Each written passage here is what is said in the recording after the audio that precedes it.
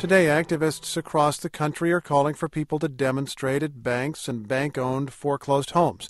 This day of action is being promoted by a spin-off of the Occupy Wall Street movement. The goal here is to stop foreclosures while also housing homeless people in properties that are vacant. LaToya Dennis, a member station WUWM, reports on a Madison, Wisconsin group that's already in action. Just down the road from the state capitol building in Madison, Christina Long is living in a 3-bedroom duplex. This is the kitchen.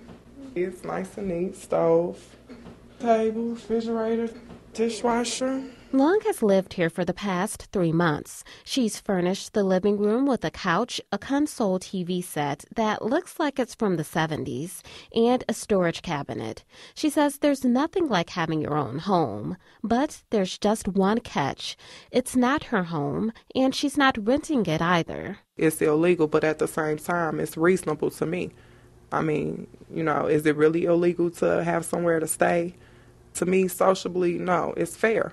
Long is a single mother of 3 from Chicago, and she argues that housing should be a human right. Everyone deserves somewhere to live. Everyone deserves their own peace of mind. Everybody deserves to be comfortable. Long moved into this duplex with the help of a national group called Take Back the Land that has a branch here in Madison.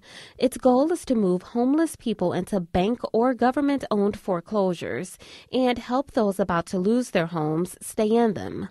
Since last May, the Madison group has occupied 4 properties, though right now it only has this one duplex.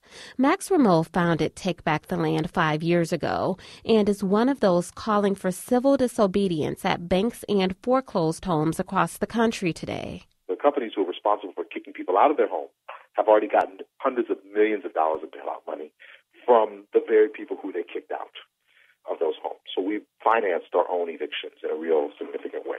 Rameau isn't sure how many people will participate in protests, but he hopes it's only the beginning. December 6th is and will be seen as the practice round for what we're calling the 2012 Spring Offensive, where you're going to see the occupation and liberation of homes all across the United States. If that happens, Clayton Patton says it will present a new problem. Patton is a real estate agent at Encompass Realty Group in Milwaukee. You can't sell it if you can't show the property to a prospective buyer. Patton says typically, while homes that are lived in are in much better shape than those that sit vacant, that's just not the case when squatters are involved. When tenants, or we can call them squatters in this particular case, stay in a home, the house starts to become in a deteriorated state because no one's keeping up on the major minor repairs on the house. Banks aren't happy about squatters either. Those contacted for this story declined to be interviewed, though Chase Bank did say it has encountered squatters in some of its foreclosed homes. A Chase spokeswoman says when it does, the bank works with local police to evict them. For NPR News, I'm LaToya Dennis in Milwaukee.